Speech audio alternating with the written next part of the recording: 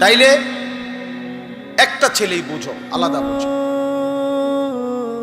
আল্লাহ তাআলা আমাদের প্রত্যেকের ভিতরে সৃষ্টিগতভাবে আল্লাহকে মানার যোগ্যতা দিয়েছে, ফিতরাত। এটাকে আরবিতে ফিতরাত বলে, কোরআন সুন্নাহর ভাষা। ফিতরাত মানে স্বভাবজাত যোগ্যতা, সৃষ্টিগত যোগ্যতা। এবং আল্লাহ বলছেন আমি এটা কখনোই বদলাই না। কিন্তু কোরআন শরীফে আছে, হাসরের ময়দানে আল্লাহর ফেরেশতারা বহু নাফরমান বান্দাদেরকে বলবে, জিজ্ঞাসা আয়েশা বলবে, এই দেখো হিসাব, তুমি তোমার জীবনে মোট মনে করো 1 লক্ষ সেজদা দেও নাই, এখন এগুলা দাও, এখন হাসরের মাঠে এগুলা দাও। ওয়ায়ুদআউনা ইলাস সুজুদ, কোরআন শরীফের আয়াত। আল্লাহর ফেরেশতারা বলবে নাফরমান এখন সেজদা দাও। কোরআন কারীমে আল্লাহ বলছে ভাইয়া ফালা ইয়াস্তাতিউন, ওই নাফরমান তখন লক্ষবার চেষ্টা করবে কিন্তু আর একটা সেজদাও দিতে পারবে। আর কোনইটা বাঁকা, হাঁটুটা আর ভাঙবে না, কোনই আর ভাঙবে না, কোমর আর ভাঙবে। এবার সে ইচ্ছে করলেও সেজদা দিতে, কোরআন শরীফের আয়াত। কোরআনুল কারীমের মধ্যে আছে প্রত্যেক নাফরমান মৃত্যুর সময় আর কিছুদিন বাঁচতে চায়। আল্লাহ এবার যদি একটু সময় দেন আমি নেক আমল করব। আজরাইলকে দেখার পরে প্রত্যেক পাপী আল্লাহর কাছে এটা বলে, কোরআন শরীফে আছে হাত্তা ইযা জাআ আহাদাহুমুল মাউত ক্বালা রাব্বি রজিউন। কিন্তু আল্লাহ তাআলা বলবেন কাল্লা, কখনো আজরাইলকে সামনে এনে আমি কাউকে দুনিয়ায় আর ফেরত দেই। আজরাইল চলে আসলে এবার যেতেই, এবার বন্দিগি করলেও যাইতে হবে, নাফরমানি করলেও কি চলে যেতে। কিন্তু প্রত্যেক নাফরমান সুযোগ চাই, কিন্তু কোরআন শরীফে আছে হাসরের ময়দানে প্রত্যেক পাপী আবার আল্লাহর কাছে দুনিয়ায় ফেরত আসার সুযোগ চাই। রব্বানা আখিরনা ইলা আজালিন করিব নুজিব দাওয়াতাকা ওয়া নাত্তাবিউল মুরসালিন। আল্লাহ আমারে দুনিয়ায় একটু সময়ের জন্য ফেরত দেন, আমি আপনার সব কথা মেনে নেব এবং রাসূলের সব কথা অনুসরণ করব। এবার যদি যেতে পারে, আল্লাহ বলবেন না আর হবে। 3 নম্বরে জাহান্নামে, এই অপদার্থ কথা বেটা, এখান থেকে উঠ বেটা, যাও বেটা এখান থেকে, ফালতু কোথাকার বেটা, তোমার মতো শ্রোতা না হলে চলবে বেটা।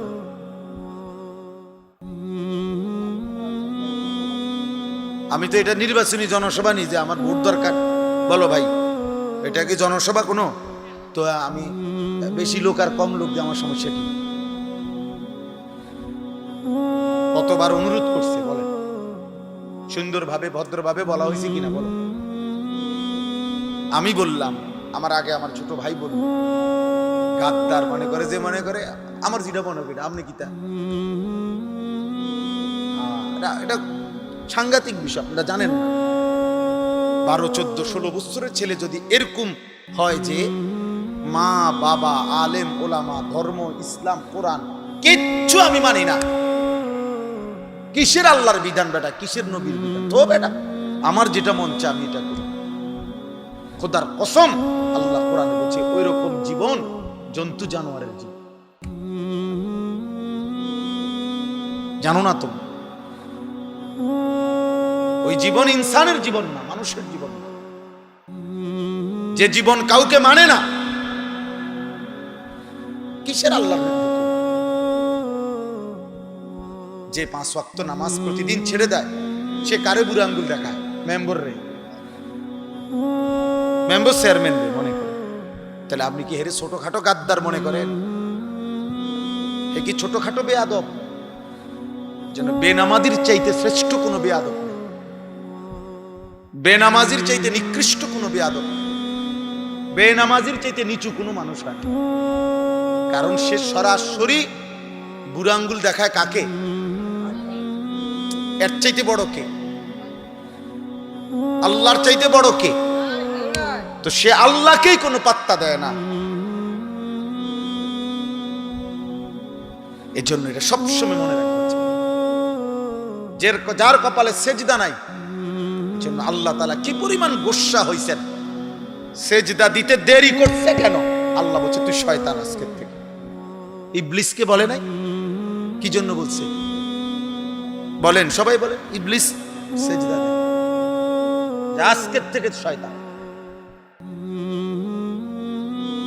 কোরআন শরীফে আছে, আল্লাহ বলছে আজকের থেকে কিয়ামত পর্যন্ত তোর উপরে আমি আল্লাহর লানত। কোরআন শরীফের আয়াত, ওয়া ইন্না আলাইকা লানাতা ইলা ইয়াউমিন। সিজদা দিলি না নাফরমান, আজকের থেকে লানত কিয়ামত পর্যন্ত। খামখেয়ালি মনে করো, ভাত খাও দেখা নাকি, ঘুমতেতে পারো দেখা, মানুষের বেডি চাও মোবাইলে, নর্তকী দেখো, নাচ গান দেখো, উলঙ্গ দৃশ্য দেখো, কোনো অসুবিধা হয় না। ঘুমাইলে ঘুমাইয়ে, পেশাবে দিলে পেশাব করো, ভাত পেটের ভোক লাগলে ভাত খাও। আর কি মনে করছে এই নাম তামাশা? কিন্তু তুমি কি দেখো না, রাস্তার জানোয়ারও তো খায়, ঘুমায়, জানোয়ারেরও তো পেশাব পায়খানা করে, রাস্তার জানোয়ারও তো যৌন চাহিদা পূরণ করে, নইলে গরু ছাগলের বাচ্চা হয় কেমনে? তার যদি লজ্জাস্থানের চাহিদা পূরণ না হতো তো কুকুর বিড়ালের বাচ্চা হয় কেমনে? কথা বলেন না কেন? তো তাইলে এরই নাম জীবন, এরই নাম মুসলমান, এর নাম মানুষ।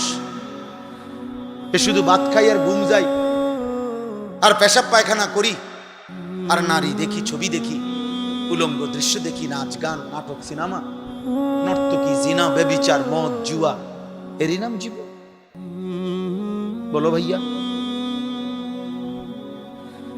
এর নাম জিন্দেগি? দেখো, ভেবে দেখো। অতএব ভাবতে শিখো। আমি এটাই বুঝাইতে চাচ্ছিলাম। হাসরের দিন রব এর পক্ষ থেকে ফেরেশতা ডাকবে যে নাফরমান সিজদা দাও।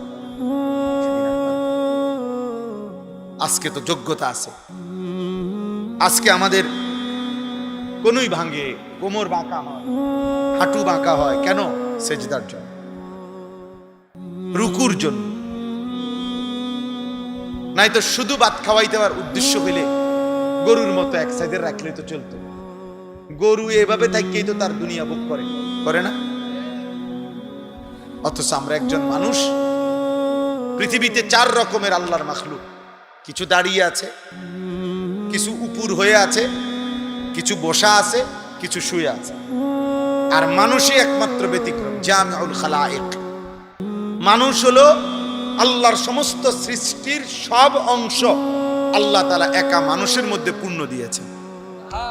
এজন্য মানুষকে আল্লাহ তাআলা 4 যোগ্যতা দিয়েছে। সে দাঁড়াইতেও পারে, সে উপরও হইতে পারে, সে বসতেও পারে, সে শুইতেও। কেন দিছেন?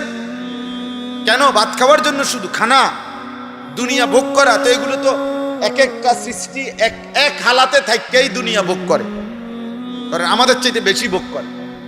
একটা বাঘ যে পরিমাণ খায়, মানুষ ওই পরিমাণ খায়। একটা হাতি যে পরিমাণ খায়, মানুষ ওই পরিমাণ খায়। পৃথিবীর সবচেয়ে ধনী মানুষটাও কি হাতির সমান খাইতে পারবে? একটা হাতি, প্রাণীবিদ্যা গবেষকদের কথা হলো 250 কেজি খাবার একদিনে,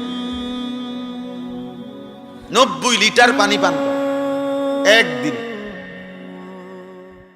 একটা তিমি, 200 জন সামর্থ্যবান যুবক এক বেলা যা খায়, এক লোকমায় তিমি সাগরের এই পরিমাণ খাবার খায়। একটা বাঘ জঙ্গলের কোনদিন এক বেলা ফাঙ্গাস বা তেলাফিয়া দিয়া খাইবে? তুমি জিঙ্গাই দাও, তুমি বলে দেখো যে ভাই একটা বেশি ফেসে করে বেশি আজকে এই বেলাটা শুধু তুমি ফাঙ্গাস দিয়া খাও। ওই খুব একদম দাঁত ফালাই দেবো বেটা, আমরা বংশে জীবনে কেউ গোশত ছাড়া আমরা খাই না। হ্যাঁ, তা দুনিয়া আমাদের চাইতে জানোয়ার বেশি ভোগ করে না? একটা ছেলে বোঝো ভাইয়া, আলাদা বোঝো, আল্লাহ তোমারও ভালো করে।